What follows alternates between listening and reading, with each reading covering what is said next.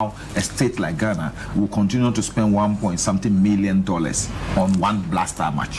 How much? $1.something million. Every blaster match? Yes.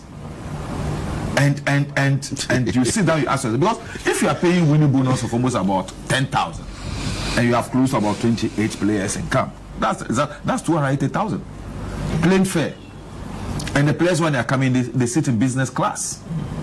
You understand? Yeah. And people who sometimes, instead of taking the business, every plane fare there's graduation, even if it's business class. You could sit in business class and pay $1,000. I could sit in business class and pay $600. Yeah. But they will go for the $1,000 because somebody needs to get a cut. And so who is there to correct that? So as soon as you see, these things and you take these things, what you have to do is to take that difficult, unpopular decision to cut some of these things and make some people unhappy. That's the only way you can correct the system. But I'm saying that, Kwaku, in this country, as soon as you try to do that, you become the public enemy. Because those people who are benefiting from the system will create that, let me say, demonic, structure for you. That will ask for this. You know how I was vilified? I don't like certain persons. I don't like the Black Stars. To the extent that Black Star management members will tell players that Nilante doesn't like you, so he said we should not bring you. We should bring local players to come and play a match. When at that time we were playing against a team, 100%, almost 100% of their players play in their local league, and we think that we are Ghana, we are better than that country as far as football is concerned, and we are not really qualified for the World Cup, and we need money for other sporting disciplines. Because at that time, the Paralympics have qualified for Paralympic Games, but there was no budget. So if we are going to spend that amount of money on blasters alone, why don't we use part of that money to finance the Paralympics so that we can use our local? After all, Jones Atukofio used Accra House of Oak to play against Nigeria. Yeah. You understand me? I'm coming to that issue, Carl. You say, how do we correct these things? Carl, let me be frank with you. We will need another program to be able to diagnose effectively and look forward. Because, like Kwaku said, I totally agree with him. You must have a system in place that everybody within the local environment will adhere to. So if we decide that Ghana, we want to qualify for the World Cup in the next 20 years, we must start today and plan. What do we want to achieve in the next 20 years? We want to win a World Cup. How do we win a World Cup? One, in terms of human resource. Who are the coaches who can make us win? Who are the players we can use today? We can develop from today to the next 20 years we are talking about. What sort of system do we put in place to avoid a situation where the players' intention and mindset will be money what they will get out of the national team instead of what they will play for to get? Because you see, the English players, when they play for the national team, it is not every player, every English player is looking for the opportunity to play for the national team and not what we get from playing for the national team. What they get is normally given to their charities. Yeah. So why is it that in England, these players will want to play for the national team? Sadio Mane spends almost 40% of whatever his earnings into charities and development projects in Senegal. Tell me, how many of our players, the so-called millionaires, what impact have they made in society? You see Tony sitting there, he's telling you what he's done. At least I can say that Bedepele has come back to set up Nania and try to do something. The others, but they make money, they made millions. What have they put back? That's why I'm saying that when we continue to make money, motivation for players to play for our national team, and not pride of wearing our national jersey, we will continue to have players who think that they are doing the country a service, a good favor. You politicians have also contributed to that. I agree. You politicians have also contributed to that. So you are not the host. You are not the host. That is why I said we must sit down as a country. Are you the host? I'm telling him. Are you the host? I'm not the host, but I'm telling him what I know. Look, I want Nilante to finish. But I'm glad he has admitted. I agree with you perfectly. Look, sometimes the issue has to do with the fact that all the systems has gotten to a level where people look at faces of people to put them in positions, be it at the ministerial level, be it at the club administration level, be it at the national team administration level, be it even at the football administration level. You understand? But if we pick competent people, people with that desire that this is my chosen profession, this is what I want to achieve out of it, and I'm going to perform in order to earn something. The English will not get up and appoint somebody to be the chief executive of the English Football Association because the person is a friend to Kwabena Yeboah or Kwaku Fusasare or to Nilan Tevanapoi or belong to party A or party B. They will choose somebody because the person is qualified and competent to administer their game. So when you go to St. George's today, it's a whole administration. Somebody who has been chosen as chief executive has there and has a staff under him who are working daily, every day, thinking about what English football will be like in the next 10 years, 15 years, 20 years. Do we have that in Ghana? No. Strategic planning. Strategic planning. I visited St. George's. I asked myself, how can football take this time of human beings? I had the privilege of working when I was in Manchester as a janitor at Old Trafford. I wish I could have done that work until my pension.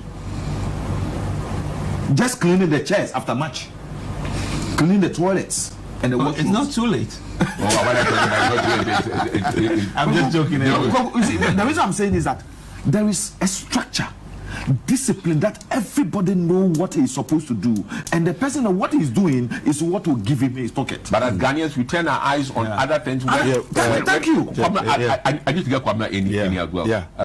Please let me move this discussion forward. Black Stars is being poor. Let's focus on them now. Okay. How can we move it forward?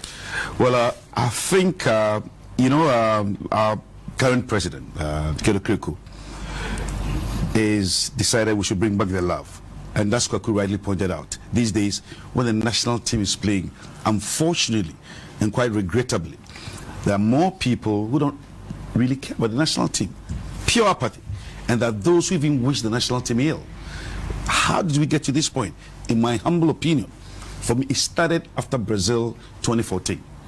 When we set up the Jamaica Commission and some of the things that came out, because it was horrifying. Even for those of us who were quite close to football, we never believed that it was that rotting. Why do I make this point? Why would a management member attract appearance fees? Are you a player? Consultancy. Appearance fees. Consultancy. It doesn't make sense. It's unethical, it's unconscionable, and at that point, a number of Ghanaians felt that so many people are involved in football who don't deserve to be there for pecuniary reasons, and not because they love the sport. No. And then when the whole nation was told about some of the horrible things that happened in Brazil, and people were shocked. So you see, I was almost in tears when I was running commentary 2014 World Cup, when the news broke that the national team had boycotted training because their monies hadn't arrived. I was in total shock. Why was I in shock? That is not to say anybody should shortchange players. But my point is that when the then leader of the nation had picked the phone and assured you that your monies were guaranteed, you still decided to go and boycott training sessions because the monies were not available. What signal were you sending? That you were only there because of money and not for the pride of the national shed? That was most regrettable. So apart from the fact that a lot of Ghanaians felt very disappointed with the conduct of the players, they were also very disappointed with the conduct of the officials who led the team, who were attracting winning bonuses and appearance fees. It was ridiculous. But you say you were surprised? I was surprised because, to be honest, I didn't know. And I had I've told you this before. I had gone on air. That was probably after After 2014. Yes. I had done checks and I trusted my friends within the FA who had denied it categorically. Maybe I was being naive, and I believed them until the Jamaica Commission sat and all these issues came out. So people just lost interest in the Black Stars. And I remember after the Brazil World Cup, the first game, if you remember, we played against Sudan at the Kumasi Sports Stadium, and for the first time, players of the Black Stars were jeered and booed. Indeed, I was in Kumasi a number of days before that game, and they were planning of boycotting the match entirely because of the things that had gone on. Because they felt that these were players who were highly unpatriotic. So I think that it's important for us to inculcate in the players the need to die for the national colours, because in the past that was the issue. I understand football has changed. People have gotten professional, but the truth of the matter is that you make your money at the club level, at the national level. It's about the pride of it. Yeah. If you win the ultimate trophy, the nation will reward you sufficiently. Yes. Yeah. Okay. There's no question about that. And Kwabena, you see, in addition to that, you see, this thing started when the system or the policy laid down for paying the management members bonuses. It changed.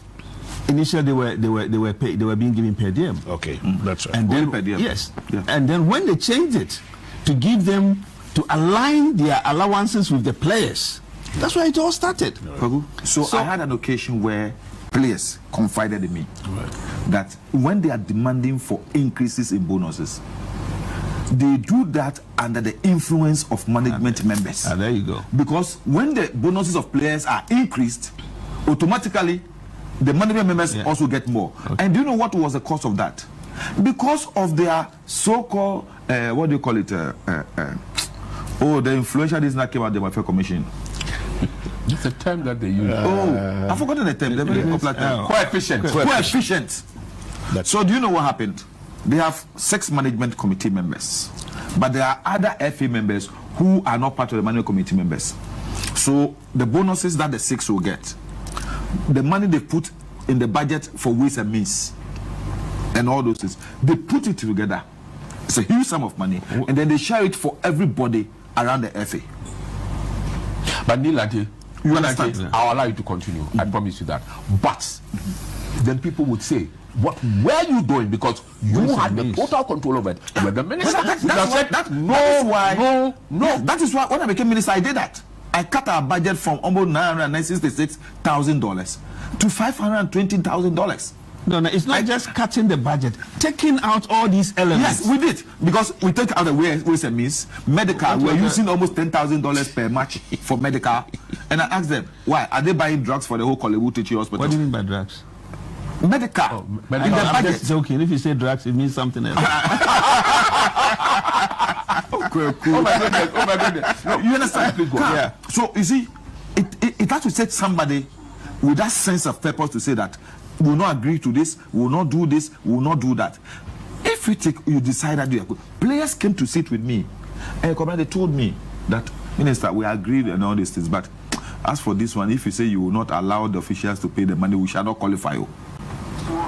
It means the players themselves have that thinking that in order for us to be able to qualify for competition, the referee must be bad. You understand? Yeah. And it's because of what Tony Boy is saying. Even in a local league, players have been made to believe that when you are playing home, so even at the national team level, that is also the belief there. So if you don't allow that to happen, then you are the one who has caused the team to perform poorly. So then one would ask, why did they take bonus? No. You spend money to bribe the referee to win, and after that you pay them fat bonuses. Yes. So it's not a drain on the national economy. It's a useless It's not a drain on the national economy. It's a useless It defeats the whole expenditure. purpose of even giving whatever it's supposed to. And these are those players that the team you are playing in Italy. Do your teams pay bribe in order to win matches? They say, oh, no more Gemele Solo. I mean, that place is different. You see, Kwaku, I agree with you. Unless we sit down and take a holistic view. Look at issues. Kwabena said something. One of the reasons why I'm saying it, one of the reasons why some people are becoming enlightened. In as much as we continue to have people whose interest is to sell players, all that they are doing, their interest in the football is for them to sell players. Managing our national teams and our football will continue to have problems because individual selfish interests come in. Yeah, it's natural. Kwaku, I will not allow the coach to call your player to the national team when your player is playing the same position with my player. If I'm there and I'm a member of the FA, I have a club. I own 2-4 stars. My midfielder is as good as Koku Fusasari's Equiapim stars. Akwamufie Stars. Akwamufie Stars. You understand? Yeah. You think that I'll be so patriotic as a Ghanaian when I'm there? That Koku Fusa service player should be picked to the national team. My player, who is a member of the FA, my player should sit at home. Incidentally, I'll ask you guys. Carl, doesn't it bring them to the focus, the bigger picture of those who run the FA? That is the point. The bigger picture of those who run the That's why I FA. said that. Yes. Before we go, I'll ask you all of you this question: is there need for a black tag management committee? Oh, absolutely not. I will ask you now. Oh God! Let's hold on. What do they do? Hold on. We'll go for a short break. When we come back, we'll go and check on what social media has been saying, what our viewers have been contributing. Folks, we're going for a short break. We'll be right back. Then you see Gloria to give us what has been going on within the social media platforms.